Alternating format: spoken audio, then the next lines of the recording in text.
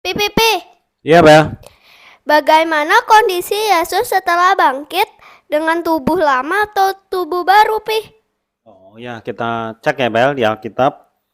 Kalau kita lihat di Kisah Para Rasul 1 yang ketiga, kepada mereka ia menunjukkan dirinya setelah penderitaannya selesai, dan dengan banyak tanda ia membuktikan bahwa ia hidup. Sebab selama 40 hari ia berulang-ulang menampakkan diri dan berbicara kepada mereka tentang kerajaan Allah. Jadi setelah Yesus dibangkit, itu bukan hanya rohnya, tubuhnya juga bangkit, karena dia dikatakan selama 40 hari ia menampakkan diri berulang-ulang gitu. Jadi ya dengan tubuh manusia biasa gitu.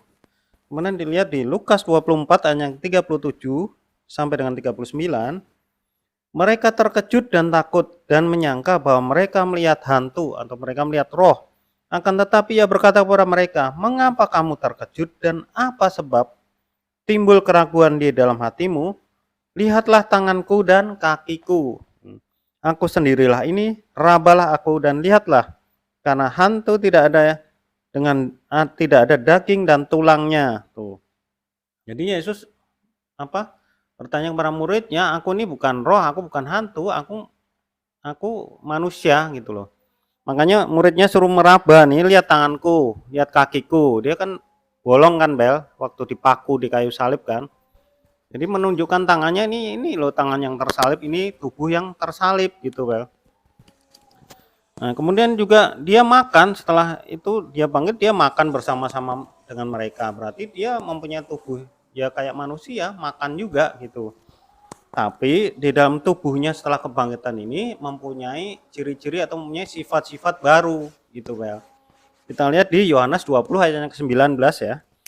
Ketika hari sudah malam pada hari pertama minggu itu, berkumpullah murid-murid Yesus di suatu tempat dengan pintu-pintu tertutup, karena mereka takut kepada orang-orang Yahudi. Pada waktu itu datanglah Yesus dan berdiri di tengah-tengah mereka dan berkata, "Damai sejahtera bagi kamu." Nah, ini pintu-pintu tertutup, rumahnya tertutup. Tahu-tahu Yesus nongol di tengah-tengah. Nah, kalau dia manusia biasa, mana bisa menembus pintu kan, menembus tembok. Nah, ini menunjukkan dia memiliki sifat baru, dia bisa menampakkan diri, menembus tembok, menembus pintu gitu. Nah, kemudian setelah 40 hari, Yesus kan naik ke surga, Bel, disaksikan murid-muridnya. Nah, dia bisa terbang kan.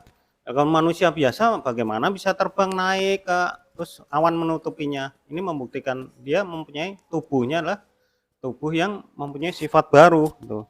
Kemudian di Kisah Rasul 2 yang ke-33, dan sesudah ia ditinggalkan oleh tangan kanan Allah dan menerima Roh Kudus yang dijanjikan itu, maka dicurahkan apa yang kamu lihat dan dengar di situ. Jadi yang duduk di sebelah kanan Allah itu kemanusiaannya, tapi tubuhnya sudah dimuliakan. Kita lihat di Filipi 3 ayat ke-21. Yang akan mengubah tubuh kita yang hina ini sehingga serupa dengan tubuhnya yang mulia, menurut kuasanya yang dapat menaklukkan segala sesuatu kepada dirinya. Nah, jadi tubuh kita nanti juga akan seperti tubuh Yesus, yaitu tubuh yang telah dimuliakan gitu, Bel. Jadi sejak firman menjadi manusia, dia menjadi bayi Yesus, sampai dia disalib, dia naik ke surga dan bersama Allah, itu dia mempunyai tubuh manusiawi gitu, Bel. Jadi dia sebagai Dia sebagai manusia pertama yang masuk ke dalam hadirat Allah gitu, Bel. Ngerti ya, Bel? Ngerti, Pi. Oke, Makasih Bel. ya. Ya.